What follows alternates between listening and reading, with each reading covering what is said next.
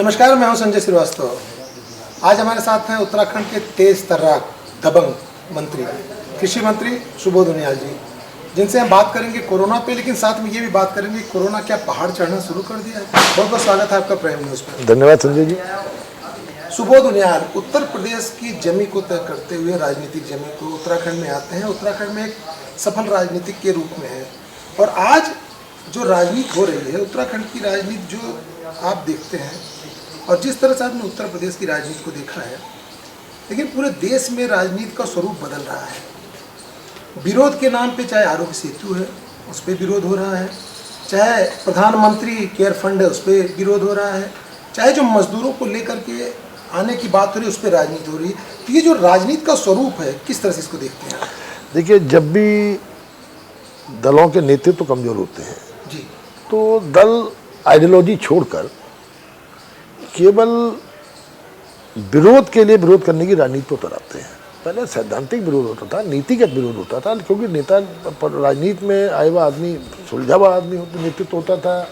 राजनीति में नेतृत्व जमीन से उठकर परिपक्व नेतृत्व हुआ करता था। तो आज जिस तरह से इमेच्योर पॉलिटिक्स में लोग जो हैं, आप देखेंगे एक राष्ट्रीय दल के नेता को लोग किस तरह से संबोधित करते हैं उनकी इमेच्योरिटी के कारण। तो ये तमाम चीज़ें ऐसी हैं जो राजनीति में जो लीडर की तरह बाकी लोग भी उसी भाषा का इस्तेमाल करने लगते हैं। तो चूँकि कांग्रेस की धीरे धीरे प्रासंगिकता खत्म हो रही है, और कांग्रेस की आइडियोलॉजी जिस आइडियोलॉजी पे कांग्रेस ने देश की आज़ादी की लड़ाई लड़ी, उस पीढ़ी के नेता तकरीबन सभी समाप्त हो गए। और पारिवारिक राजनीति में चलते चलते लीगेंसी पॉलिटिक्स में एक ऐसा नेतृत्व कांग्रेस को मिला जो अपने आप में, मतलब कांग्रेस को भारत की जनता ने नहीं ठुकराया, नकारा। कांग्रेस ने स्वयं अपने कर्मों से अपने को नकलवाने का काम किया। एक अपरिपक्व नेतृत्व देकर पार्टी में जनता जिसकी परिपक्वता पर जनता को संदेह था, तो यही कारण था कि कई उपनामों से जनता ने उनको संबोधित करना भी शुरू किया, और अल्टीमेटली कांग्रेस हाशिए पे आ गई। तो हाशिए में आने के बाद जिस तरह से आज कांग्रेस के नेता कोरोना जैसी महामारी में, जहां पर राजनीतिक दलगत भावनाओं से ऊपर उठकर मानवता का प्रश्न हो, वहां पर भी राजनीतिक बातें कर रहे हैं। तो मैं समझता हूँ ये। लेकिन अगर मान लीजिए वो प्रधानमंत्री केयर फंड की बात करते हैं, प्रधानमंत्री राहत कोष बना था, फिर प्रधानमंत्री केयर फंड अगर आप बनाया जाता है तो उसकी पारदर्शिता की बात करना कहाँ से गैर राजनीतिक या कहाँ से बिना कारण विरोध है? देखिए, प्रश्न ये है, मोदी जी अगर सत्ता में आए तो कांग्रेस के भ्रष्टाचार को उजागर करके आए, और भ्रष्ट लोग अगर दूसरों को आईना दिखाने की कोशिश करें तो ये मैं समझता हूँ ये अपने आप में एक चुटकुला बन जाएगा। लेकिन जिस समय मोदी जी ने रगड़ा, उस समय भी तो आप कांग्रेस के मजबूत ताकतवर सिपाही थे। लेकिन मैंने आपसे कहा ना, मैं बेसिकली मैं बहुनाइट हूँ। हेमवती नंदन बहुना जी के चरणों में रहकर हमने राजनीति की शुरुआत की इलाहाबाद विश्वविद्यालय में छात्र के रूप में। और जिस तरह से मैंने आपसे कुछ देर पहले भी कहा था कि कांग्रेस ने आइडियोलॉजी छोड़ दी, और कांग्रेस की जो एक आइडियोलॉजी थी वो खत्म होने के बाद राहुल आइडियोलॉजी पे कांग्रेस चलने लगी, जो हमें बर्दाश्त नहीं था। कोई भी स्वाभिमानी व्यक्ति इस तरह की बातों को बर्दाश्त नहीं कर सकता, इसलिए अंततः हमको कांग्रेस छोड़नी पड़ी। और उसके बाद भारतीय जनता पार्टी में आने के बाद हमारे निर्णय को जनता ने भी अपना समर्थन दिया। हम 10 लोग आए थे, 10 में 9 लोग को चुनाव जीतने का जनता ने आशीर्वाद दिया, तो जनता का समर्थन भी हमें मिला। और जिस लड़ाई को लेकर के हम लोगों ने कांग्रेस छोड़ी थी, वो लड़ाई जब हम जनता के बीच ले गए, तो कारण ये भी हमने देखा कि भारतीय जनता पार्टी को लोगों ने प्रचंड बहुमत के साथ सत्ता में बैठाने का काम किया। तो प्रश्न ये है कि आप कहीं ना कहीं राजनीति में केवल अपनी प्रासंगिकता बनाने के लिए आप कोई बात करें, ये उचित नहीं है। राजनीति में पॉजिटिव अप्रोच के साथ एक सकारात्मक सोच आज बहुत बड़ी आवश्यकता है। और क्योंकि देखिए, अगर विपक्ष पॉजिटिव अप्रोच को लेकर काम करेगा तो मैं समझता हूँ सत्ता पक्ष में हमेशा विपक्ष का दल बना रहता है। और विपक्ष जब केवल राजनीति के लिए राजनीति करेगा, विरोध के लिए विरोध करेगा, तो उसकी प्राथमिकता खत्म हो जाती है और सत्ता पक्ष पे उसका दबाव खत्म हो जाता है। चलिए कोरोना पे आते हैं जी। पिछले समय से हम लोग देख रहे थे कि देवभूमि कोरोना मुक्त ही दिख रहा था, बहुत कम पेशेंट थे, लोगों को उम्मीद लग रही थी कि हम उस महामारी से बच के निकल गए हैं, लेकिन कोरोना पहाड़ चढ़ने लगा। अगर आप अभी भी देखेंगे तो परसेंटेज वाइज अगर आप देखेंगे जी तो इसमें कोरोना से ठीक होने का प्रतिशत, हाँ पॉपुलेशन के हिसाब से कोरोना से कितने लोग प्रभावित हैं इसका प्रतिशत, तो आज भी हम देश में जो है मैं समझता हूँ उन राज्यों में जिन्होंने जो बहुत सेफ है, बहुत सुरक्षित है। लेकिन ये जो परिस्थितियाँ बन रही हैं, ये ट्रांजिशन पीरियड जो है, मेरा अपना स्वयं का मानना है कि ये एक बहुत क्रूशियल पीरियड है। 2 लाख लोगों को भारत के विभिन्न कोने से हमें उत्तराखंड ला रहे हैं, और इसमें जो बहुत ज़्यादा प्रभावित इलाके हैं, जब मसलन सूरत है, अहमदाबाद है, मुंबई है, इन जगह से जो लोग आएंगे तो कहीं ना कहीं संक्रमण की संभावना बनी है। तो ये शुरुआत होती है उत्तर प्रदेश योगी के मुख्यमंत्री के निर्णय के बाद। तो ये माना जाए कि जो उनका निर्णय था कहीं ना कहीं दूरदर्शी नहीं था, जल्दबाजी में लिया गया निर्णय है। देखिए प्रश्न ये है, हम लोग लोकतंत्र में हैं जी, और लोकतंत्र में जनता की आवाज़ को आप नकार नहीं सकते। जिस तरह पूरे देश में हाहाकार था, हर जगह से लोग अपने राज्य में वापस पलायन करना चाहते थे जी, उस स्थिति में, और एक पैनिक होने की स्थिति थी। जैसे आपने देखा मुंबई में और अहमदाबाद में लोग हजारों और दिल्ली में हजारों लोग सड़क पर निकल आए। तो उस परिस्थिति से बचने के लिए उसके अलावा कोई रास्ता नहीं था, लेकिन उसका इतना व्यापक प्रभाव होगा ये भी कहीं ना कहीं दिमाग में है। लेकिन प्रश्न ये है, जैसे जो अभी उत्तरकाशी में हमारे यहाँ पहला पॉजिटिव आया, ये मोटर बाइक से आया था जी, उसको भी हम लोगों ने इंस्टीट्यूशनल क्वारंटाइन किया हुआ है। लेकिन क्योंकि मोटर बाइक से रास्ते में आते हुए वो कितने लोगों के संपर्क में आया, जैसे मसलन इसके बारे में जब मालूम हुआ कि ये इसकी मोटरसाइकिल खराब हो गई तो इस व्यक्ति ने अपने भाई को गांव से अपनी बाइक स्कूटी मंगवाई, अपनी बाइक अपने भाई को साथ जाकर के मैकेनिक की दुकान में गया और भैया की स्कूटी से ये लोग उत्तरकाशी पहुंच गए। इनको क्वारंटाइन कर दिया गया। उसके बाद अगले दिन इन्होंने अपने घर से कपड़े मंगवाए।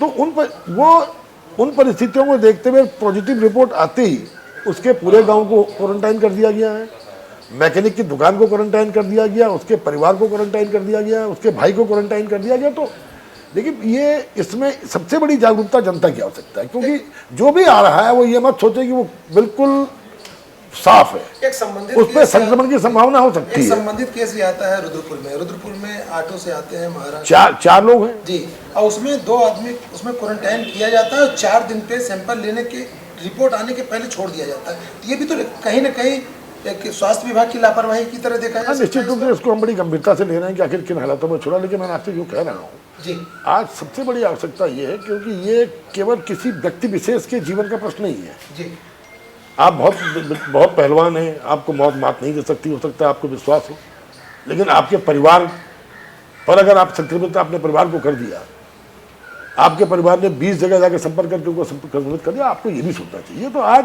आम आदमी को ये देखना पड़ेगा कि ये केवल उसके जीवन का प्रश्न नहीं है, ये उसके परिवार के जीवन का प्रश्न भी है, ये उसके गांव के जीवन का प्रश्न भी है, ये उसके कस्बे का जीवन का प्रश्न भी है। और क्योंकि एक व्यक्ति 436 लोगों को संक्रमित करने का काम करता है, तो ये जिस तरह आपने देखा कि इटली के लोगों ने इसको बहुत हल्के में लिया और हजारों मौत इटली में भी। अमेरिका में आज भी लोग लॉकडाउन के खिलाफ सड़क पर आ रहे हैं, लेकिन आज भी अमेरिका के अंदर हजारों लोग मारे जा रहे हैं। तो इसमें सबसे बड़ी चीज़ है कि अपने को सर्वशक्तिमान ना समझे व्यक्ति। अगर सर्वशक्तिमान समझेगा तो खुद तो जाएगा, अपने परिवार को भी लेके जाएगा। दूसरे लॉकडाउन में हमने देखा कि बड़ा नाम सामने आता है, बड़ी जमात के रूप में, तबलीगी जमात के रूप में, और ढिढोरा पीटा जाता है पूरे देश में कि कोरोना को फैलाने में महत्वपूर्ण रोल रहा। और अब जो फैल रहा है तो ये अब कौन सी जमात का नाम दिया जाए? देखिए ऐसा नहीं है। देखिए आप देखिए, मैं आज भी इस बात को नहीं मान रहा कि कोई मुस्लिम भाई स्वयं अपनी मौत को गले लगाकर दूसरों को दूषित करने का काम करे। ये अफवाह फैलाने वाले लोग बहुत ज़्यादा हैं। इस तरह की अफवाहें फैलाई गई हैं। अगर कोई व्यक्ति सब्जी में थूक रहा हो तो क्या उसकी वीडियो क्लिपिंग बनाएगा? कभी नहीं बना सकता ना। अगर वो किसी कॉन्स्पिरेसी के तहत काम कर रहा है तो उसकी वीडियो क्लिपिंग बना के क्यों अपना उसको वायरस करेगा? देखिए ये समाज में हमारे यहाँ हर तरह के लोग हैं। कुछ लोग केवल इस गंभीर स्थिति को देखने के बावजूद एक अफवाह फैलाने का काम कर रहे हैं, और जो निश्चित रूप से मैं समझता हूँ वो देशद्रोही हैं, देश के दुश्मन हैं। और जहाँ तक जमातीज का प्रश्न है, मैं इस पर मेरा संदेह है कि जो शुरुआत में बाहर से कुछ लोग आए जिन्होंने जमातीज को इकट्ठा किया, उनमें हो सकता है कि लोग कॉन्सेंट्रेटर रहे हों, उनमें मैं मान सकता हूँ कि कॉन्सेंट्रेटर रहा हो कि यहाँ आने के बाद ये कहीं ना कहीं हमारे देश को इससे डिस्टर्ब करना चाहता है।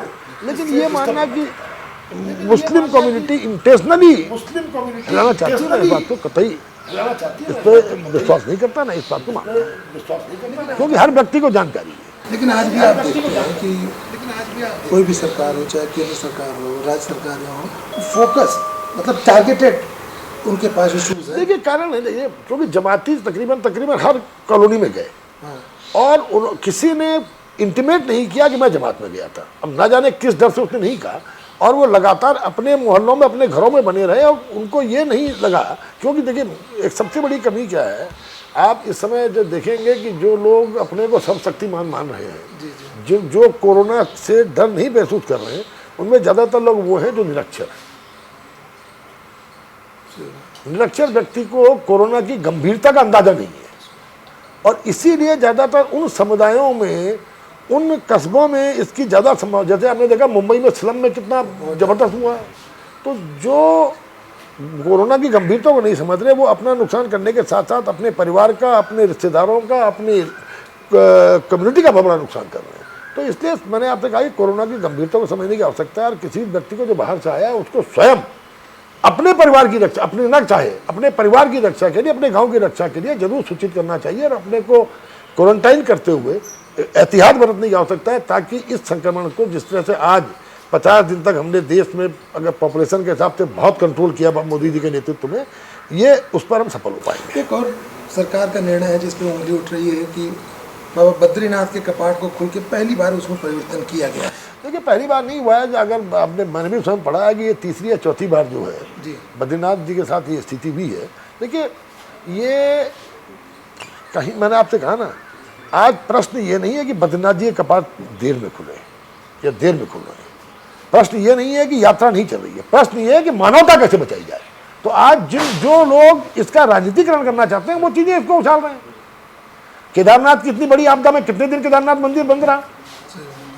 आपदा के ये एक आपातकाल है, और आपातकाल में आपकी सोच आपातकालीन होनी चाहिए। आपकी सोच इस तरह की नहीं होनी चाहिए कि आप समाज में उन मुद्दों को, जो महत्व, जिन मुद्दों का इस बीमारी से कोई महत्व नहीं है, उन मुद्दों को आप उठा करके कहीं ना कहीं गुमराह करने की कोशिश कर रहे हैं। ये जो आपदा आ रही है, इससे क्या कृषि पे भी कोई फर्क पड़ेगा या किसानों पे देखिए फर्क पड़ेगा?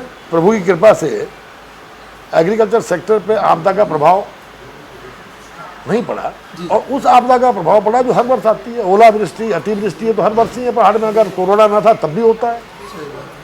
विगत वर्ष भी हमने करीबन 40-45 करोड़ का इंश्योरेंस हॉर्टिकल्चर सेक्टर में बांटा था।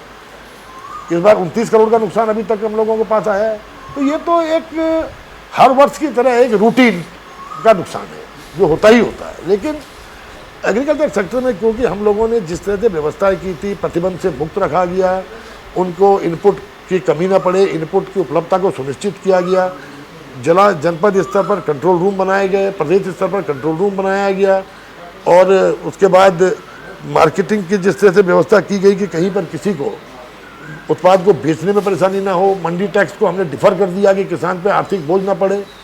तो ये तमाम जो हम लोगों ने सुविधाएं दी, और उसका हार्वेस्टिंग के साथ साथ क्योंकि खरीफ की बुआई का समय भी आ गया था, तो उसमें भी सेकेंड लॉकडाउन में हमने ये व्यवस्था कर दी थी कि कोई भी किसान अपने खेतों में बुआई के लिए जाना चाहता है तो उसको जिला कृषि अधिकारी उसके खतौनी के बेस पर, उसके आधार कार्ड के बेस पर उसको पास निर्गत करेगा, ताकि उसको आने जाने में परेशानी ना हो। तो एग्रीकल्चर सेक्टर में बड़े किसानों को मैं समझता हूँ थोड़ा बहुत जरूर थोड़ा परेशानी हुई है, क्योंकि लेबर प्रॉब्लम आ गई। लेबर प्रॉब्लम के कारण कहीं ना कहीं नुकसान थोड़ा हुआ है। लेकिन बाकी जिस तरह हमने बीज पर सब्सिडी को बढ़ाकर 75% करने का काम किया, एंटी हेल नेट पर सब्सिडी बढ़ाकर 75% करने का काम किया, मंडी टैक्स को डिफर कर दिया, क्रॉप कटिंग डाटा को आउटसोर्स करने का हमने निर्णय लिया कि ताकि हम इकाइयाँ छोटी कर सकें, और अगर वास्तविक नुकसान किसी ग्राम सभा में हुआ है तो उसको भी उसका इंश्योरेंस का फ़ायदा मिल सके।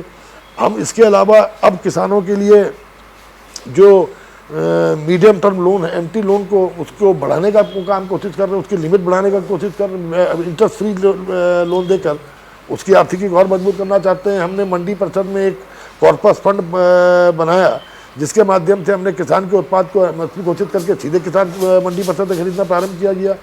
गेहूं की खरीद में किसान का गेहूं रुक ना जाए, इन शुरुआती तौर पर हमने 201 खरीद केंद्र बनाए, जो बाद में बढ़ा करके हमने 250-300 तक कर दिए। हमने अपनी जो वेयर हाउसेज हैं, जो हमारे छोटे छोटे गोडाउंस थे, जो हमारे अपूर्ण बाजार थे, इनको हमने एपीएमसी एक्ट में एक अध्यादेश जारी करके उप मंडी के तौर पर नोटिफाई कर दिया, ताकि वहाँ पर भी खरीद फरोख्त और बिक्री हो सके। जड़ी बूटी को आप इस प्रदेश का मुख्य रिसोर्स बनाने का प्रयास आपने किया था। पिछले वर्ष आपने कुटकी 48 लाख पौधों का रोपण किया था, तो क्या स्टेटस है उसका, और क्या उसमें आगे कुछ और करना है? जी हाँ, उसमें तो हर वर्ष ही हम जो योजना है अटल हर्बल मिशन, तो हर वर्ष ही हम कहीं ना कहीं किसी इलाके में करते हैं। लेकिन अब हमने जो है ये जो हमारे यहाँ रिवर्स माइग्रेशन हुआ, इसको लेकर के हम, क्योंकि पहाड़ में बंजर भूमि बहुत ज़्यादा हो गई और बंजर भूमि को आबाद करने के लिए पानी की आवश्यकता है, काफ़ी कुछ आवश्यकता पड़ती है, तो इसलिए हम लोग एक मॉडल बना रहे हैं जिस पर बंजर भूमि पर हम एरोमेटिक फार्मिंग और हर्बल फार्मिंग करेंगे। और क्योंकि एरोमेट सघन खेती पे लिए और जड़ी बूटी की खेती के लिए बहुत बड़ी पानी की आवश्यकता नहीं होती, और बंजर खेती पे इसका बहुत उत्पादन बहुत आराम से हो सकता है। तो इसीलिए जो रिवर्स माइग्रेंट्स हमारे यहाँ हैं, वो इसके माध्यम से उनकी आजीविका चले और हमारी बंजर खेती भी खत्म हो और उस पर उत्पादन प्रारंभ हो, इस पर हम लोग काम कर रहे हैं। क्योंकि कई बार हमारी आपसे बात हुई तो आपने इस बात पे जोर दिया कि जड़ी बूटी को यहाँ का मुख्य व्यवसाय बनाया जा सकता है। जी हाँ, निश्चित रूप से जड़ी बूटी में बहुत बड़ा पोटेंशियल है। और क्योंकि अभी आप देख रहे हैं कि ज़्यादातर जैसे सघन खेती में हमने जितना उत्पाद होता है वहीं पे, अगर ज़्यादा ज़मीन पर हो रहा है तो वहीं पर हम प्रोसेसिंग प्लांट लगा देते हैं, और सरकार उस तेल को खरीदने का काम कर रही है स्वयं, तो मार्केट ढूंढने की आवश्यकता आपको नहीं पड़ती। ट्रांसपोर्टेशन कॉस्ट आप पे बहुत ज़्यादा नहीं है। इसी तरह जड़ी बूटी के साथ भी है, तो जड़ी बूटी सेक्टर को सघन खेती के साथ हम इसको बहुत मजबूती से आगे बढ़ाना चाहते हैं, ताकि इस राज्य में इसके माध्यम से हम बंजर समिति को, बंजर खेतों को आबाद कर सकें। चलते चलते जो हमारे बाहर से हमारे प्रदेश के लोग आ रहे हैं या जो कोरोना को सीरियसली नहीं लेना चाह रहे हैं, उनके लिए कोई संदेश है? देखिए, संदेश ये मैंने कहा कि ये महामारी आप देख रहे हैं कि दुनिया इससे त्रस्त है। एक वैश्विक महामारी है। अमेरिका जैसा मजबूत देश, आज लाखों लोग वहाँ मर चुके हैं। ईरान, जहाँ पर बताते हैं मेडिकल सेक्टर में ईरान से ज़्यादा मजबूत देश दुनिया में कोई नहीं है, लाखों लोगों की इटली में मौत हुई है। ऐसी स्थिति में अपने को सर्वशक्तिमान न मानिए। आपकी सावधानियां ही आपको बचा सकती हैं, आपके परिवार को बचा सकती हैं। जितना भारत सरकार की एडवाइजरी है, जो सलाह दी गई है, उसका पालन करें, कम से कम बाहर निकलें। अगर आप बाहर से आए हैं तो निश्चित रूप से स्थानीय प्रशासन को सूचित करें और स्वयं कोशिश करें कि आप बिना किसी दबाव के क्वारंटाइन रहें, क्योंकि ये प्रश्न केवल आपकी ज़िंदगी का नहीं है, आपके बच्चों की ज़िंदगी का है, आपके परिवार की ज़िंदगी का है, आपके गांव की ज़िंदगी का है, और सबसे ऊपर आपके देश का है। इसलिए मेरा आप सबसे अनुरोध है, इसका अंततः अनुपालन करें, कोई चीज़ छिपाने का प्रयास न करें, और बाहर से आकर के एहतियात अवश्य बरतें, क्योंकि आप अगर संक्रमण को आप संक्रमित होकर आए और आपने छुपाने का प्रयास किया, तो सबसे पहले इसका दुष्प्रभाव आपके परिवार पर पड़ेगा और आपको इसका नुकसान उठाना पड़ेगा।